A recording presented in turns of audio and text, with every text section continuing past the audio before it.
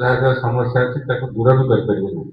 ସେଥିପାଇଁ ଆମେ ବି ସଦାବେଳେ ଚାହୁଁଛୁ ଯେ ଯେମିତି ସମାଜର ଅନ୍ୟମାନେ ବି ଇନଭଲ୍ଭ ହୁଅନ୍ତୁ। ଆପଣ ଜାଣିଛନ୍ତି ଯେମିତି ଗୋଟେ ଆଶା ଅଙ୍ଗନବାଡି ଦିଦି ସେମାନେ ସବୁ ଗାଁରେ ରହିଛନ୍ତି ଏବଂ ସେମାନେ ଆମର ସ୍ୱାସ୍ଥ୍ୟର ଯୋଉ ମେସେଜ ସେଇଟା ଲୋକମାନଙ୍କ ପାଖରେ ପହଞ୍ଚେଇ ପାରୁଛନ୍ତି। ଏମିତି ସବୁ କୋଭିଡ ସମୟରେ ବି ଆମେ ଦେଖିଛେ ଏତେ ବଡ ବିପଦରେ ବି ସେମାନେ ସବୁ ସାହସର ସହିତ ତାଙ୍କର ଯୋଉ ଘର ଘର ବୁଲିଲେ ଯେତେବେଳେ କେହି କାହାକୁ ଛୁଇଁବାକୁ ଡରୁଥିଲେ ସେତେବେଳେ ବି ସେମାନେ ଘର ଘର ବୁଲି ତାଙ୍କର ଏଇ ଯୋଉ ମେସେଜ ଟା ଦେଲେ। କିନ୍ତୁ ସିଏ ବି ଗାଁରେ ଜଣେ ଦି ଜଣ ହେଲେ, ଜଣେ ଅଙ୍ଗନବାଡି ଦିଦି ଜଣେ ଆଶା। କିନ୍ତୁ ଆମେ ଯଦି ସବୁ ସୋସାଇଟିର ଅଧିକ ଲୋକଙ୍କୁ ଏଥିରେ ଇନଭଲ୍ଭ କରିବା, ଏମିତି ବି ଅଛନ୍ତି ଲୋକ ଯୋଉମାନେ କି ସମାଜ ସେବା କରିବାକୁ ଚାହାନ୍ତି, ଅନ୍ୟକୁ ସାହାଯ୍ୟ କରିବାକୁ ଚାହାନ୍ତି କିନ୍ତୁ ତାଙ୍କୁ ପ୍ଲାଟଫର୍ମ ମିଳୁନି ବା ତାଙ୍କ ପାଖରେ ବି ସେତିକି ସେ ବିଷୟରେ ସ୍ୱାସ୍ଥ୍ୟ ବିଷୟରେ ଜ୍ଞାନ ବି ନାହିଁ। ଯଦି ସେମିତି ଯୋଉମାନଙ୍କର ଆଗ୍ରହୀ ଅଛନ୍ତି ସେମାନେ ଯଦି ଏଥିରେ ଜଡିତ ହେବେ, ସେମାନେ ନିଜେ ସଚେତନ ହେବେ, ସ୍ୱାସ୍ଥ୍ୟ ବିଷୟରେ ତାଙ୍କ ପାଖରେ ଜ୍ଞାନ ରହିବ ଏବଂ ସେମାନେ ଅନ୍ୟମାନଙ୍କୁ ମଧ୍ୟ ସାହାଯ୍ୟ କରିବେ ଏବଂ ଏଟା ମେସେଜଟା ଦେଇପାରିବେ। ଆଉ ଏଇଟା ଗୋଟେ ଭଲ କଥା ଯେ ସୋସାଇଟିର ଜଣେ ଲୋକ ଯେତେବେଳେ କହିବ, ସେଇ ସମାଜର ଜଣେ ପିଲା ବା ଜଣେ ଲୋକ ବା ଜଣେ ମହିଳା ଯେତେବେଳେ ସେଇ ମେସେଜଟା ଲୋକମାନଙ୍କୁ ଦବ, ସେମାନେ ବହୁତ ଭଲ ଭାବରେ ଆକ୍ସେପ୍ଟ କରିବେ। କାରଣ ଜଣେ ସ୍ୱାସ୍ଥ୍ୟକର୍ମୀ ଯାହାହେଲେ ସେ ଜଣେ ବାହାରୁ ମାନେ ହେଲ୍ଥ ୱାର୍କର ମେଲ ହଉ ବା ଫିମେଲ ହଉ ସେମାନେ ବାହାରୁ ଯାଇକି ସେଠି ପହଞ୍ଚନ୍ତି। ତାଙ୍କ ଅପେକ୍ଷା ସେଇ ଗାଁରେ ଜଣେ ଲୋକ ଯଦି ମେସେଜଟା ଦେବ ଲୋକମାନେ ତାକୁ ବିଶ୍ୱାସ କରିବେ ଏବଂ ତାକୁ ଫଲୋ କରିବେ ଏବଂ ସେଇ ଅନୁସାରେ ସେ ଗାଁର ଦ୍ୱିତୀୟରେ ଗାଁରେ କଣ ପ୍ରୋବ୍ଲେମ ଅଛି, ବ୍ୟକ୍ତିଗତ ଭାବରେ କାହା ଘରେ କଣ ପ୍ରୋବ୍ଲେମ ଅଛି ସେଇଟା ବି ସେଇ ଯୋଉ ଲୋକମାନେ ଜାଣିଛନ୍ତି, ଗାଁର ପିଲାମାନେ ଜାଣିଛନ୍ତି। ତେଣୁ ସରକାରଙ୍କର ବି ଉଦ୍ଦେଶ୍ୟ ଯେ ଏମିତି ସବୁ ଗାଁର ଲୋକଙ୍କୁ ଇନଭଲ୍ଭ କରିବା, ସେଇଥିପାଇଁ ଏଇ ଯୋଉ ସୁମନ କାର୍ଯ୍ୟକ୍ରମ ଆରମ୍ଭ ହେଇଛି। ସୁମନ ମାନେ ସୁରକ୍ଷିତ ମାତୃତ୍ୱ ଆଶ୍ୱାସନ, ମାନେ ସୁରକ୍ଷିତ ମାତୃତ୍ୱ ଯେମିତି ମା ଯିଏ ପ୍ରେଗନେନ୍ସି ହଉଛି ପ୍ରେଗନେଣ୍ଟ ମଦର କିମ୍ବା ଯିଏ ଲାକ୍ଟେଟିଂ ମଦର, ଯିଏ ଛୁଆ ଅଲରେଡି ପ୍ରସବ କରିସାରିଛି ଲାକ୍ଟେଟିଂ ମଦର, ସେମାନଙ୍କର ସ୍ୱାସ୍ଥ୍ୟ ଯଦି ଠିକ ରହିଲା, ପିଲାର ସ୍ୱାସ୍ଥ୍ୟ ରହିଲା ଠିକ, ତାହେଲେ ସମାଜରେ ମୁଁ ଯେମିତି କହିଲି ସମାଜର ଏଇଟା ଗୋଟେ ବଡ ସ୍ୱାସ୍ଥ୍ୟ ସୂଚକାଙ୍କ ବା ହେଲ୍ଥ ଇଣ୍ଡେକ୍ସ। ସେଥିପାଇଁ ଏଇ ଯୋଉ ସୁମନ କାର୍ଯ୍ୟକ୍ରମ ସରକାର ଆରମ୍ଭ କରିଛନ୍ତି ଏବଂ ଆମେ ଆମେ ବହୁତ ଖୁସି ଯେ ଆପଣମାନଙ୍କ ଭିତରୁ ବହୁତ ଲୋକ ଏଥିରେ ଯୋଗଦାନ କରିବା ଭଳି ଆମେ ଜାଣିଛେ, ସମସ୍ତଙ୍କର ଆଗ୍ରହ ଅଛି। ଏବଂ ଯେହେତୁ ଆମର ଶ୍ରୀ ଅରବିନ୍ଦ ବା ଶ୍ରୀ ମାଙ୍କର ତାଙ୍କ ବିଷୟରେ ତ ଆମେ ବେଶୀ ତାଙ୍କର ଯୋଉ ଆଇଡିଓଲୋଜି ବିଷୟରେ ଜାଣିନୁ, ତଥାପି ଆମେ ଜାଣିଛୁ ଯେ ସେ ଗୋଟେ ସୁପ୍ରାମାନସ ବା ଅତି ମାନସ ବା ସୁପ୍ରାମେଣ୍ଟାଲ ଜିନିଷଟା କରିବା ପାଇଁ ସେ ଚାହୁଁଥିଲେ। କାରଣ ସାର୍ କାରଣ ଶ୍ରୀ ଅରବିନ୍ଦଙ୍କର ଦର୍ଶନ ହେଲା, ମୁଁ ଯାହା ବୁଝିଛି, ଆପଣମାନେ ତ ନିଶ୍ଚୟ ମୋଠୁ ଅଧିକ ଭଲ ଭାବରେ ବୁଝୁଛନ୍ତି, ଏ ବିଷୟରେ ଅଧିକ ଅଧ୍ୟୟନ କରୁଛନ୍ତି, ତେଣୁ ମୁଁ ଯାହା ବୁଝିଛି ସେ କହେ ସେ ଶ୍ରୀ ଅରବିନ୍ଦଙ୍କର ଦର୍ଶନ ହଉଛି ଯେ ଆମେ ଯୋଉ ସ୍ତରରେ ଅଛେ ମଣିଷ, ଏଟା ଅନ୍ୟ ପଶୁ ବା ଅନ୍ୟ ମାନଙ୍କ ଅପେକ୍ଷା ଆମେ ନିଶ୍ଚିତ ଭାବରେ ଉଚ୍ଚତର ସ୍ତରରେ ଅଛେ। ଆମ ମନ ବା ବିବେକ ବା ଏସବୁ ଆମର ବେଶୀ କାମ କରୁଛି, କିନ୍ତୁ ଏଇଟା ଫାଇନାଲ ନୁହେଁ, ଏଇଠୁ ଆହୁରି ଉପରକୁ ଯିବ ଯୋଉଠିକି ଆମେ ବି ପଶୁ ମାନଙ୍କ ଭଳିଆ ହିଂସା ଦ୍ୱେଷ ଏସବୁ ଆମ ପାଖରେ ବି ଅଛି, ଯୋଉଟା କି ଏସବୁକୁ ଅତିକ୍ରାନ୍ତ କରି କେବଳ ସଦ୍ଭାବନା ସବୁ ରହିବ, ଅନ୍ୟ ପ୍ରତି ପ୍ରେମ, ଅନ୍ୟ ପ୍ରତି ଶ୍ରଦ୍ଧା, ଅନ୍ୟ ପ୍ରତି ସ୍ନେହ ଏଇ ସବୁ ରହିବ। ଏଇଟା ହଉଛି ଅତି ମାନସ। କାରଣ ଆମେ ବି କହୁଛେ ଯୋଉ ଲୋକ ଅତି ଭଲ ମାନେ ଅତି ସଦ୍ଗୁଣ ଯାହା ପାଖରେ ଅଛି ଆମେ ତାକୁ କଣ କହୁଛେ, ଇଏ ଗୋଟେ ଦେବତା, ସେ ଗୋଟେ ମଣିଷ ନୁହଁ, ସେ ଗୋଟେ ଦେବତା। ତେଣୁ ଆମେ ଯୋଉ ଦେବତା ଶବ୍ଦଟା କେତେବେଳେ କହୁଛେ, ଯେତେବେଳେ ଜଣେ ଲୋକର ସବୁ ସୁଗୁଣ ସବୁ ରହୁଛି, ଦୁର୍ଗୁଣ ସବୁ ବାହାରି ଯାଉଛି, କେବଳ ସୁଗୁଣର ସମାହାର ଯେତେବେଳେ ହଉଛି ଆମେ ତାକୁ ଦେବତା କହୁଛେ। ବା ଏଇ ଯୋଉଟାକୁ ଶ୍ରୀ ଅରବିନ୍ଦ ଯାହାକୁ କହିଥିଲେ ଯେ ମାନେ ଏଇ ଯୋଉ ମାନବୀୟ ଚେତନା ୟାଠୁ ଆହୁରି ଉପର ସ୍ତରକୁ ଯିବା କଥା ସେ କହୁଥିଲେ। କିନ୍ତୁ ଏଇ ଉପର ସ୍ତରକୁ ଯିବାକୁ ହେଲେ ଆମେ ଖାଲି ମନ କଥା ଭାବିଲା, ଶରୀର କଥା ହିଁ ଭାବିବ। ଜଣଙ୍କର ଯଦି ରୋଗରେ ଯଦି ଜଣେ ଲୋକ ଚିତ୍କାର କରୁଛି, ତାର କଷ୍ଟ ହଉଛି, ସେତେବେଳେ ସେ ଈଶ୍ୱରକୁ ଡାକୁଛି କିନ୍ତୁ ତାର ପ୍ରାଇମେରୀ ଆଟେନସନ ରହୁଛି ତା ନିଜ ଶରୀର ଉପରେ, ମୁଁ କେମିତି ଦୁଃଖରୁ ଦୂର କରିବି, ସେ ଈଶ୍ୱରକୁ ଡାକୁଛି ମତେ ଉଦ୍ଧାର କର, ମତେ ଭଲ କରିଦିଅ, କିନ୍ତୁ ତାର ବେଶୀ ଆଟେନସନ ରହୁଛି ତା ନିଜ ଦେହ ଉପରେ। ସେମିତି ଆମ ପଡିଶାରେ ଯଦି ଜଣେ ଲୋକ ସେମିତି ଦୁଃଖରେ ପଡିଛି, ରୋଗାକ୍ରାନ୍ତ ହେଇଛି ବା ତାର ଅସୁବିଧା ଅଛି, ଆମେ ବି ଯଦି ତାକୁ ଲକ୍ଷ୍ୟ ନ ରଖିବା, ତାକୁ ଯଦି ଆମେ ସାହାଯ୍ୟ ନ କରିବା, ତାହେଲେ ଆମ ଭିତରେ ଗୋଟେ ଦିବ୍ୟ ଭାବ ଅଛି ବୋଲି ଆମେ କେମିତି ଅନୁଭବ କରିବା ବା କି କେମିତି ଜାଣିବା। ତେଣୁ ଏଇ ସବୁ କଥାକୁ ନେଇକି ଆମେ ସ୍ୱାସ୍ଥ୍ୟଟାକୁ ମଧ୍ୟ ଜୋର ଦେବା ଯେ ଅନ୍ୟ ମାନଙ୍କର ସ୍ୱାସ୍ଥ୍ୟ ସଙ୍କଟ ଯେମିତି ନ ହଉ ଏବଂ ତାପରେ ସ୍ୱାସ୍ଥ୍ୟଟା ଭଲ ରହିଲେ ସେଇ ଲୋକ ତାର ମନ କଥା କଥାକୁ ମନ ଉପରକୁ ସେ ଯିବ ଏବଂ ତା ମନରେ ଆହୁରି ଯଦି ତା ଦେହ ଭଲ ଅଛି ତାହେଲେ ସିଏ ତା ମନରେ ସଦ୍ଭାବନା ସବୁ ରହିବ ଏବଂ ସିଏ ଯୋଉ କଣ ଯୋଉ ଅତି ମାନସ ବା ସୁପରମେଣ୍ଟାଲ ଷ୍ଟେଜକୁ ଯିବ। ତେଣୁ ମୁଁ ଭାବୁଛି ସେଇଟା ବି ମାନେ ମୋ ଧାରଣାରେ ଏଇଟା ବି ଗୋଟେ ଆମକୁ ହେଲ୍ପ କରିବ ଯେ ଯୋଉ ଅତି ମାନସ ସ୍ତରରେ ସମସ୍ତେ ପହଞ୍ଚିବା ପାଇଁ ଏଇଟା ବି ଗୋଟେ ସାହାଯ୍ୟ କରିବ। ଆଉ ତ ତା ମଧ୍ୟ ଅଧ୍ୟୟନ ତା ପାଇଁ ତପସ୍ୟା ତା ପାଇଁ ଯାହା ସାଧନା ଏସବୁ ତ ଆପଣମାନେ ବେଶୀ ଜାଣିଛନ୍ତି କରୁଛନ୍ତି। ତେଣୁ ଯାହା ହଉ ଆମ କୃତଜ୍ଞ ଯେ ଆମକୁ ଏଇ ସଂଘ ତରଫରୁ ମ୍ୟାଡାମ ଯାଇକି ବାରମ୍ବାର କହିଛନ୍ତି ଏଠିକି ଆସିବାକୁ। ଆମେ ବି ଚାହୁଁଥିଲୁ ଯେ ଏମିତି ଗୋଟେ ପ୍ଲାଟଫର୍ମ ମିଳୁ ଯୋଉଠିକି ଆମେ ଆମର ଅନ୍ୟମାନଙ୍କୁ ଇନଭଲ୍ଭ କରିବାର ସୁଯୋଗ ପାଇବୁ। ତେଣୁ ମୁଁ ଆପଣମାନେ ଆମକୁ ଡାକିଥିବାରୁ ଆମେ କୃତଜ୍ଞତା ଜଣାଉଛି ଏବଂ ମୁଁ ଆଶା କରୁଛି ଆମର DMRC ଆଉ ଟିକେ ଭଲ ଭାବରେ ଆମର ଯୋଉ ପ୍ରୋଗ୍ରାମଟା ବୁଝେଇ ଦେଇପାରିବେ। ମୁଁ ଭାବୁଛି ଅଧିକ ପିଲା ଆମର ସୁମନ କାର୍ଯ୍ୟକ୍ରମରେ ଅଧିକ ଲୋକ ଆମର ସୁମନ କାର୍ଯ୍ୟକ୍ରମରେ ଯୋଗ ଦେବେ। ତାଫଳରେ ଆମର କେନ୍ଦ୍ରାପଡ଼ା ଜିଲ୍ଲାରେ ଏ ସ୍ୱାସ୍ଥ୍ୟ ସେବାଟା ଆହୁରି ସୁଦୃଢ଼ ହେବ ଏବଂ ଅଧିକ ଲୋକମାନେ ଉପକୃତ ହେବେ। ଧନ୍ୟବାଦ।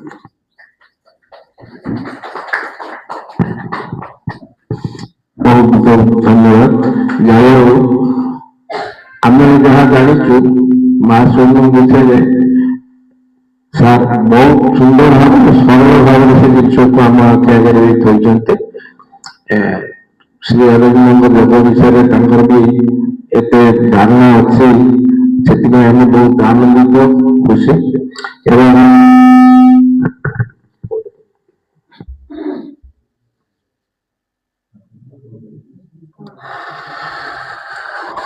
ମୁଁ ଏବେ ଆମର ଡକ୍ଟର ମନୋରଞ୍ଜନ ସାହୁଙ୍କୁ କହୁଛି ସେ ବିଶେଷ ମଧ୍ୟ ଆମକୁ ବିଶେଷ କିଛି ସୂଚନା ଦେବେ।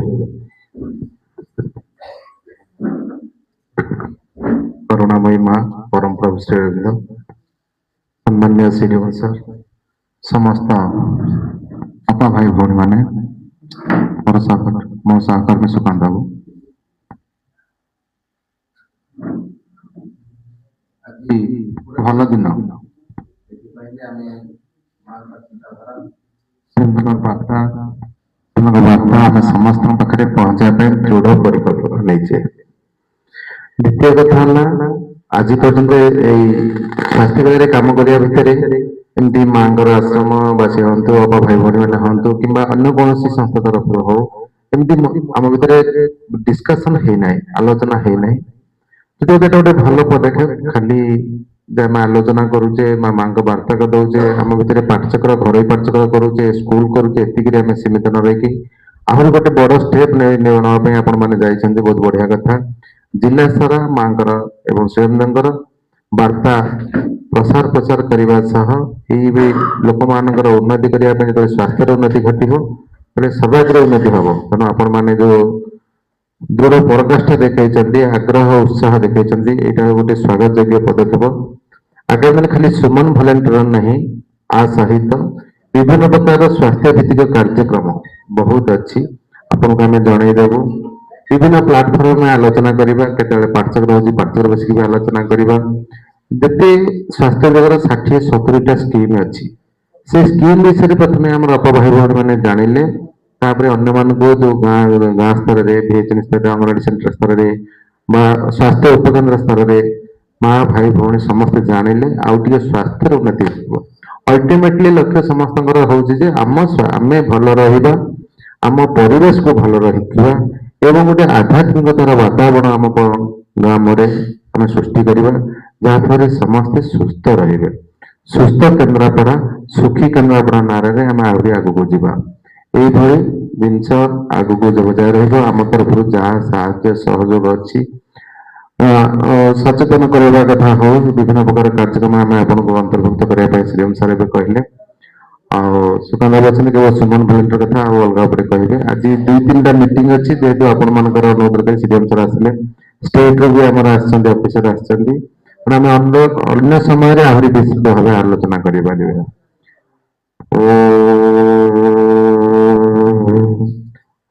आनंदमय चैतन्यमय सत्यमय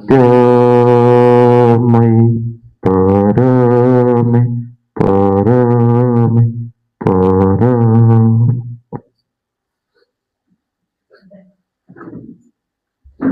धन्यवाद डॉक्टर प्रधान। କହିବାନି ଆମେ ପୁଣି ବାରମ୍ବାର ବସିବା ଆମର କ'ଣ କ'ଣ କାର୍ଯ୍ୟସୂଚୀ ରହିବ ତାକୁ ସ୍ଥିର କରିବା ଏବଂ କାର୍ଯ୍ୟଟିକୁ ଆଗେଇ ନେବା। ଯେଉଁ କଥା କହିଲେ ଆମେ ସୁସ୍ଥ ଜିଲ୍ଲାରେ ସମସ୍ତଙ୍କୁ କେମିତି ସୁସ୍ଥ ନିରୋଗ ରଖିବା ସେଥିପାଇଁ ପ୍ରୟାସ ଜାରି ରହିବ। ବିଭିନ୍ନ ଯୋଗରେ ମନୋରଞ୍ଜନ ଯେହେତୁ ଶରୀର ଉପରେ ବହୁତ ବହୁତ ପ୍ରାଧାନ୍ୟ ଦିଆହେଇଛି, ତେଣୁକରି ଆମକୁ ଏ କାର୍ଯ୍ୟକୁ ପୂର୍ଣ୍ଣ ମାତ୍ରାରେ ଆଗେଇ ନେବା ପାଇଁ ପ୍ରୟାସ କରିବା।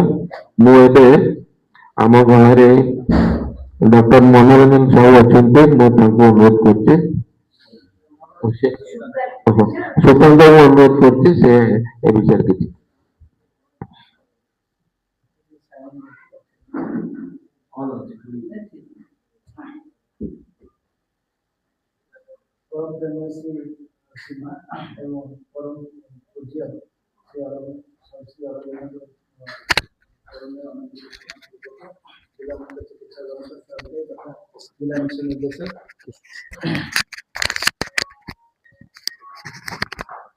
एवं आम कार्यक्रम केन्द्रापड़ा जिलार जातीय स्वास्थ्य मिशन कार्यक्रम जोटा department health and family welfare under काम करुच्ची एवं विशेष भाव में स्वास्थ्यर विभिन्न दिग प्रति दायित्व नौची समग्र ओडिशा रे एवं समग्र भारत वर्ष रे जो जातीय स्वास्थ्य मिशन जातीय ग्रामीण स्वास्थ्य मिशन आरंभ होता एवं सही प्रोग्राम रो जिला स्तर रे जे डिस्ट्रिक्ट प्रोग्राम मैनेजर अच्छा डीपीएम सी माँ डिभोटी बहुत वर्ष पूर्व से डिभोटी थिले एबे तांकर सही भावधारा उद्रेक थिला से अछि तेणु जी थरे वान्स जे जन्म पाइछि मनीष जन्म से तार मनीष कर्म ही करिवो तेणु माँकर से जहा हो सामग्रिक भाव में कहले मु ठाकुर अनुराग चंद्र डिभोटी ठाकुर कहले 5 जीवन साकार हम जदि जड़े दीक्षित हुए दक्षता आचर्यति दीक्षा तेणु जहा हो आपण मैंने सीमांकर श्री अरविंदर डिभोटी आपण मैंने अपा भाई आपन को संबोधन कले आपण से हिसाब से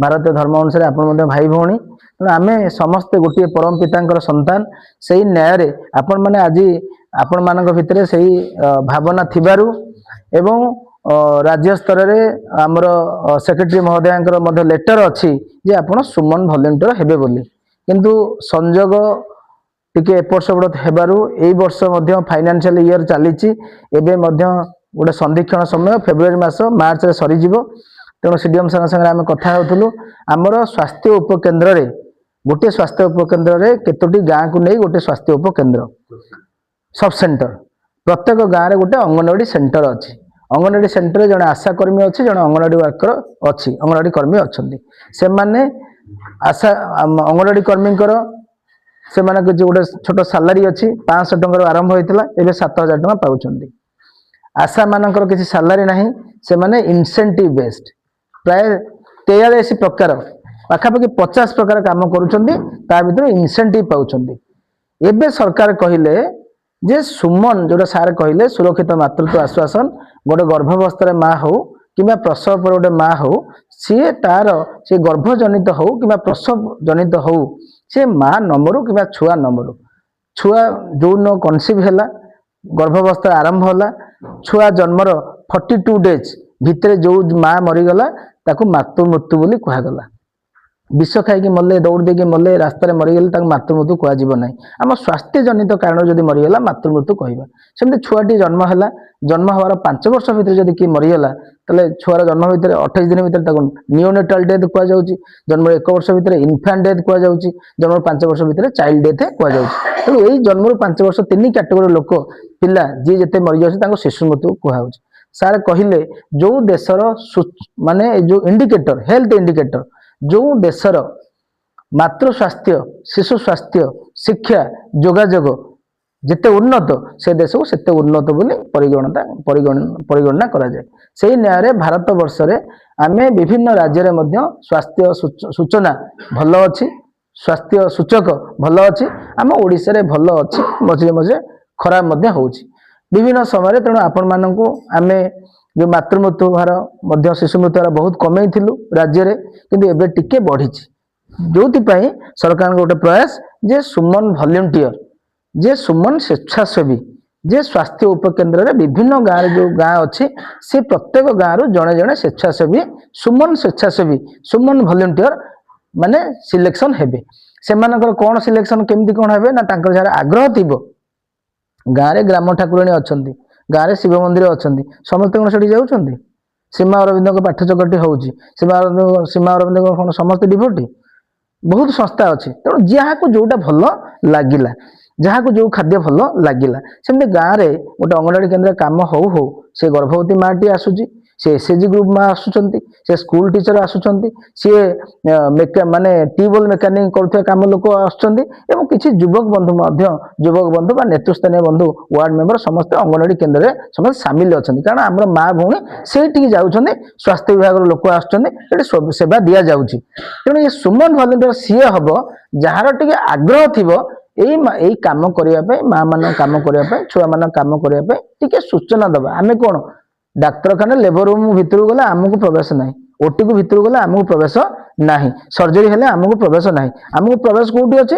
ଦୁଆର ପର୍ଯ୍ୟନ୍ତ, ଲୋକ ସେଠି ପହଞ୍ଚିବା ପର୍ଯ୍ୟନ୍ତ ଆମର ପ୍ରବେଶ ଅଛି। ତେଣୁ ଏମିତି ଭାବରେ ଯୋଉ ସବୁଠୁ ବଡ କଥା ହଉଛି ସଚେତନତାର ବାର୍ତ୍ତା ମା ମାନଙ୍କୁ, ଆମେ ମା ମାନଙ୍କୁ ଯେତେ କହିଲେ ମଧ୍ୟ ତାଙ୍କର ବିଭିନ୍ନ କାମ ଅସୁବିଧା କାମ ପାଇଁ, ବିଭିନ୍ନ ଜଞ୍ଜାଳ ପାଇଁ ସେମାନେ ତାଙ୍କର ଯୋଉ ମା ଓ ଶିଶୁ ସୁରକ୍ଷା କାର୍ଡଟେ ଦିଆହଉଛି, ଆପଣ ସମସ୍ତେ ଜାଣିଥିବେ, ସେଇଟାକୁ ମଧ୍ୟ ଠିକରେ ଅପଡେଟ ମା ଟିକେ କରିପାରେ ନାହିଁ। ତେଣୁ ଆମେ ଅଙ୍ଗନବାଡିକୁ ରାଗୁଛୁ, ଆଶାକୁ ରାଗୁଛୁ, ଏଏନଏମ୍ କୁ ରାଗୁଛୁ।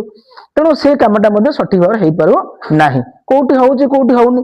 ତେଣୁ ଏ ସ୍ୱେଚ୍ଛାସେବୀ ଜଣକ ଯଦି ମାକୁ ଟିକେ ବୁଝେଇଦବ, ମା ତୁ ଆଇରନ୍ ବଟିକା ଖାଇଲୁ, ତୁ ଗୋଲଟେ ବୁଲେଇ ଦେ, ଗୋଟେ ଖାଇଲୁ ଗୋଟେ ଗୋଲ ବୁଲେଇବୁ, ଦୁଇଟା ଖାଇଲୁ ଦୁଇଟା ଗୋଲ ବୁଲେଇବୁ। ତୁ ଯଦି ଆଇରନ୍ ବଟିକା ଖାଇଲୁ ତାହେଲେ ପ୍ରମାଣ ରହିଲା ତୁ ଖାଇଲୁ, ଏବଂ ଖାଇବା କଥା। ଯଦି ନ ଖାଇକି ଫିଙ୍ଗି ଦେବୁ ତାହେଲେ ହବ କି? ରେଜଲ୍ଟ ତ ହବନି। ତେଣୁ ତୋତେ ଖାଇବାକୁ ପଡିବ।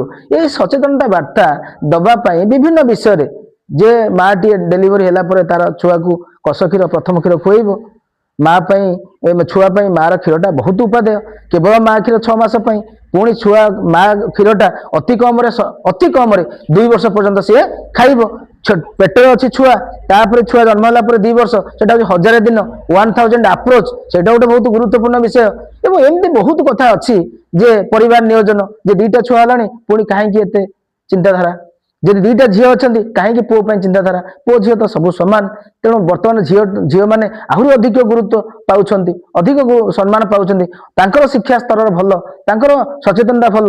ଆପଣ ଏବେ ଦେଖନ୍ତୁ, ହିସାବ କରନ୍ତୁ, ମା ଭଉଣୀ ମାନେ ଆମର ଆଗୁଆ ଏଇଠି ଆଗରେ ବସିଛନ୍ତି। ଯଦି ପରିବାରରେ ଯଦି ଗୋଟେ କୌଣସି ପର୍ବ ହଉଥିବ, ସେଠି ମା ଭଉଣୀ ମାନେ ଆସିକି କାମ କରୁଥିବେ, ପୁରୁଷ ଲୋକମାନେ ସେଠି ବାହାରେ ଖଟି କରୁଥିବେ, କିଛି ଜଣ କରୁଥିବେ, 4-5 ଜଣ, ସେମାନେ ସେମିତି ସ୍ୱେଚ୍ଛାସେବୀ, ତାଙ୍କର ମନୋଭାବ ଅଛି ବୋଲି ସେ ଗାଁରେ ଭୋଜି କରୁଛନ୍ତି। ସେମିତି ମା ଭଉଣୀଙ୍କ ବିନା, ମାତୃସ୍ଥାନୀୟ ବିନା, ଏବଂ ସୀମା ବହୁତ ଗୁରୁତ୍ୱ ଦେଇଛନ୍ତି ଫୁଲ ଉପରେ, ଜୀବନ ଉପରେ, ପ୍ରେମ ଉପରେ ବହୁତ କଥା ସୀମା ଅରବିନ୍ଦ କହୁଛନ୍ତି। ତେଣୁ ବହୁତ କଥା, ତେଣୁ ସାର୍ ଯୋଉ କହିଲେ, ଆମେ ଯୋଉ କହୁଛୁ, ଏବେ ସରକାରଙ୍କ ସ୍ତରରୁ ଗୋଟେ ଚିଠି ଅଛି। ତେଣୁ ସୁମନ ଭଲେଣ୍ଟିୟର ମ୍ୟାଡାମ ଯାଇଥିଲେ, ସୁମନ ଭଲେଣ୍ଟିୟର ଯୋଉମାନେ ହବା ପାଇଁ ଇଚ୍ଛା ପ୍ରକାଶ କରୁଛନ୍ତି, ସେମାନଙ୍କର ଖୋଲା କଥା ହଉଛି, ଆମେ ସମସ୍ତେ, ଯଦିଓ କୁହାଯାଉଛି ଯେ ଟଙ୍କା ପାଇଁ ଲୋକ ବ୍ୟସ୍ତ ହେଇ ପଡୁଛନ୍ତି, ଟଙ୍କା ନହେଲେ କିଛି ହବନି, ମୁଦ୍ରା ରାକ୍ଷସ ବୋଲି କହୁଛନ୍ତି, ଭିଟାମିନ ଏମ୍ ବୋଲି ତାକୁ କୁହାଯାଉଛି, ମନିକୁ ଭିଟାମିନ ଏମ୍, ABCD ସବୁ ଇମ୍ପୋର୍ଟାଣ୍ଟ, କିନ୍ତୁ ଆକୁ ଏମ୍ ବୋଲି କୁହାଯାଉଛି। ଇଏ ବହୁତ ବଡ ଭିଟାମିନ, କିଏ? ମନି। ପଇସା କ୍ୟା ନ କରେ କାମ ବୋଲି କୁହାଯାଉଛି, କିନ୍ତୁ ଇଂରାଜୀରେ କୁହାଗଲା money and love is not heart of life, eat is just part of life. କିନ୍ତୁ ଇଏ ଏଠି ଟଙ୍କା ହିଁ କଥା ହିଁ ଉଠୁନି, ଟଙ୍କା ହିଁ ନାହିଁ, ସରକାରଙ୍କ ବ୍ୟବସ୍ଥାରେ ଅର୍ଥ ନାହିଁ। ଭଲ୍ୟୁଣ୍ଟାରଲି ହି ଅର ସି ୱିଲ୍ ୱାର୍କ, ପ୍ରିଫରେବଲି ଆମେ ମା ମାନଙ୍କୁ, ଭଉଣୀ ମାନଙ୍କୁ ବାଛିବୁ, ବା ସେମାନେ ଆପଣ ଯଦି ଲିଷ୍ଟ ଦେବେ, ଆମେ ପ୍ରାୟ ସିଲେକ୍ସନ ହେଇସାରିଛି, କିନ୍ତୁ ଯେହେତୁ ଆପଣ ମାନେ ଏତେ ଆଗ୍ରହ ପ୍ରକାଶ କରୁଛନ୍ତି ଏବଂ ଗଭର୍ଣ୍ଣମେଣ୍ଟର ମଧ୍ୟ ନିୟମ ଅଛି ସାର୍, ତେଣୁ ଆମେ ଏଇଟା ଇନୋଭେଟିଭଲି ଆମେ ଆପଣଙ୍କୁ, ଯଦି ଆପଣ ଯେତିକି 30% କି 20% ଦିଅନ୍ତୁ, ଗୋଟେ ସବ୍ ସେଣ୍ଟର ଗୋଟେ ଗାଁରୁ ଜଣେ ଦିଅନ୍ତୁ, ତାହେଲେ ଏଇ ବର୍ଷ ଅନ୍ତତଃ ସେ ତ ଜଣେ ଜଣେ ବଛା ହେଇଯାଇଛନ୍ତି, ତାଙ୍କ ପାଇଁ ତ ସେମିତି କିଛି କ୍ରାଇଟେରିଆ ଯାହା ବାଛିକି ଯୋଉମାନେ ଆଗ୍ରହ ପ୍ରକାଶ କଲେ, ଏଏନଏମ୍ ଦିଦି ଜଣଙ୍କୁ ଆଣିଲା, ତାଙ୍କୁ ଆମେ 1 ଡେ ଟ୍ରେନିଂ ଦେଲୁ। ତେଣୁ ଆମେ ସୀମା ଯେହେତୁ ଆଶ୍ରମ ଅଛି, ସୀମା ଅରବିନ୍ଦରେ ଯୋଉ ଆପଣ ମାନେ ଧରନ୍ତୁ, ଏଇ କେନ୍ଦ୍ରାପଡ଼ା ବ୍ଲକର ଆପଣ 50 ଜଣଙ୍କୁ ଡାକିଲେ କି 20 ଜଣଙ୍କୁ ଡାକିଲେ, ତାହେଲେ ଆମ ତରଫରୁ ଆମେ ଆସିକି ମଧ୍ୟ ଆପଣଙ୍କୁ ସୂଚନା ଦେଇପାରିବ, ଏବଂ ତାଙ୍କର ଲିଷ୍ଟ ମଧ୍ୟ ଆମେ ସରକାରଙ୍କ ପାଖକୁ ପଠେଇ ପାରିବୁ, ଯେ ସୀମା ଅରବିନ୍ଦର ଡିଭୋଟି ବା ତାଙ୍କର ଡିସାଇପୁଲ୍ସ, ସେମାନଙ୍କୁ ଆମେ ଏତିକି ଜଣଙ୍କୁ ବାଛିଲୁ। ଏଇଟା ଗୋଟେ ଇନୋଭେସନ ଜିଲ୍ଲା ପାଇଁ ହବ, ସେଥିରେ କିଛି ଅସୁବିଧା ନାହିଁ। କିନ୍ତୁ କଣ୍ଡିସନ ହଉଛି, କଣ୍ଡିସନ ଏଥିରେ କିଛି ନାହିଁ, ଆପଣ ଯିଏ ସ୍ୱେଚ୍ଛାସେବୀ ତା ପାଇଁ ପରିଶେଷରେ ଯୋଉମାନେ ଭଲ କାମ କରିବେ, ଭଲ ପାଠ ପଢୁଥିବା ପୁଅ ସେ ନିଶ୍ଚୟ ଭଲ ଚାକିରି ଖଣ୍ଡେ କରେ କି ଭଲ ମଣିଷଟେ ହୁଏ। ତେଣୁ ବାପା ମାଙ୍କର ସେଇ ଗୋଟିଏ ପୁରସ୍କାର, ବାପା ମାଙ୍କର ସେଇ ଗୋଟିଏ ଧନ। ସେମିତି ସୀମା ଅରବିନ୍ଦ ଆଶ୍ରମରୁ ଯେଉଁମାନେ ଆସିଥିବା ଡିଭୋଟି ଯେଉଁମାନେ ଭଲ କାମ କରିବେ, ବା ସୁମନ ଏମିତି ନର୍ମାଲି ଯେଉଁମାନେ ସୁମନ ଭଲେଣ୍ଟିୟର ହେଇଛନ୍ତି ସେମାନେ ଯେ ଭଲ କାମ କରିବେ, ଆମେ ମଧ୍ୟ ଗୋଷ୍ଠୀ ସ୍ୱାସ୍ଥ୍ୟ କେନ୍ଦ୍ରକୁ CSC ଲେବୁଲରେ ସବୁ ଲେବୁଲରେ କହିଛୁ ଯେ ସରିଲା ସବୁ ଲେବୁଲରେ ଆମେ କହିଛୁ ସେମାନଙ୍କୁ ମଧ୍ୟ ସୁମନ ଭଲେଣ୍ଟିୟର ଆୱାର୍ଡ ଗୋଟେ ସମ୍ମାନ ସୂଚକ ଦିଆଯାଇପାରିବ ଯେତିକି ସମ୍ଭବ, କିନ୍ତୁ ସେମାନେ ଲୋକଙ୍କ ପାଇଁ କାମ କରିବେ। ତେଣୁ ଆଗାମୀ ଦିନରେ ଆମେ ଡିସ୍କସନ କରିବୁ। ଆଜି ସେକ୍ରେଟାରୀ ମ୍ୟାଡାମଙ୍କର ଗୋଟେ ରିଭ୍ୟୁ ଅଛି, ଆମେ ଜଷ୍ଟ 11ଟା 11:30ରେ ପହଞ୍ଚିବା ବୋଲି କଥା ଥିଲା, ସେଥିପାଇଁ ଟିକେ ବି ଆଗୁଆ ଆସିଲୁ। ସମସ୍ତଙ୍କୁ ବହୁତ ବହୁତ ଧନ୍ୟବାଦ। ପରବର୍ତ୍ତୀ ପର୍ଯ୍ୟାୟରେ ଆମେ ଯୋଗାଯୋଗ ରହିବ।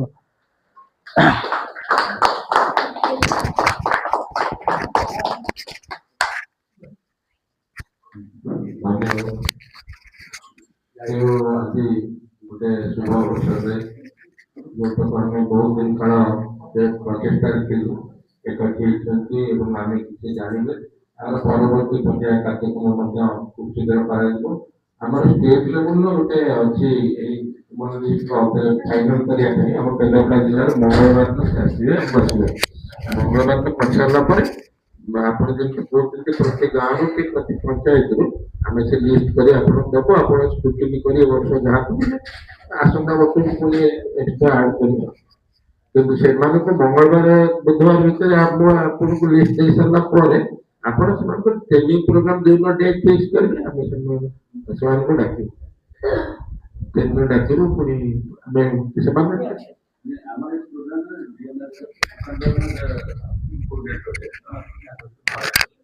ଆସି ତାକୁ କେମିତି କ'ଣ ଅର୍ଗାନାଇଜ ହବ କହିଲେ ଆମେ ତାକୁ ସେମାନେ ପ୍ରଥମେ ଜାଣିବା ଦରକାର ସେମାନଙ୍କର ଦାୟିତ୍ୱ କ'ଣ, ସେମାନେ କ'ଣ କରିବେ, କର୍ତ୍ତବ୍ୟ କ'ଣ, ଦାୟିତ୍ୱ କ'ଣ, ସେ ନିହାତି ଜାଣିବା ଦରକାର। ସେଥିପାଇଁ ଆମେ ମଙ୍ଗଳବାର ଦିନ ସେ ଆମେ ଲିଷ୍ଟ ଫାଇନାଲ କରିସାରିଲା ପରେ ଆପଣମାନଙ୍କୁ ଶୁକ୍ରବାର ଦିନ ଜଣେଇଦେବୁ। ବହୁତ ବହୁତ ଧନ୍ୟବାଦ। ତାପରେ ଆମର ଆଜିର ଯୋଉ ଏଇ ମେଡିକାଲ ଆସୋସିଏସନ କେନ୍ଦ୍ରାପଡ଼ା ଜିଲ୍ଲାର ଯିଏ ମୁଖ୍ୟ ଡକ୍ଟର ଧନେଶ୍ୱର ପ୍ରଧାନ ସେ କାର୍ଯ୍ୟ ବ୍ୟସ୍ତତା ହେତୁ ଆସିବେ, କିନ୍ତୁ ଟିକେ ବିଳମ୍ବରେ ଆସିବେ। ତେଣୁ ଆମେ ଏଇ କାର୍ଯ୍ୟ ପରେ ଆମେ ଅନ୍ୟାନ୍ୟ ଆଲୋଚନା କରୁଥିବା CDM ମହାଶୟଙ୍କର ତ ଅନେକ କାମ ଅଛି, ସେ ଅତି ବେଶୀ ଅଧଘଣ୍ଟା ସମୟ ଦେବା ଲାଗି ସେ ବର୍ତ୍ତମାନ ଆମଠାରୁ ବିଦାୟ ନେଲା ପରେ ଆମେ ପୁଣି ବସିବା ଆଲୋଚନା କରିବା ଆମେ କ'ଣ କ'ଣ କରିବା। ଏବଂ ଏହାପରେ ମଧ୍ୟ ଆମର 2:30ରେ ମଧ୍ୟ ଏକ ସାଂଗଠନିକ ସଭା ରହିଛି। ତେଣୁ ସମସ୍ତଙ୍କୁ ଅନୁରୋଧ ଆମେ ବର୍ତ୍ତମାନ ମାଙ୍କ ପାଖରେ 1 ମିନିଟ୍ ନୀରବ ରହି ଏହି କାର୍ଯ୍ୟକ୍ରମକୁ ଏଇଠି ଶେଷ କରିବା। ଆଜିର ଅତିଥି ମାନେ ବିଦାୟ ନେଇ ସାରିଲା ପରେ ଆମର ଅନ୍ୟ କାର୍ଯ୍ୟକ୍ରମ ଆରମ୍ଭ କରିବା। ସାଇଲେନ୍ସ।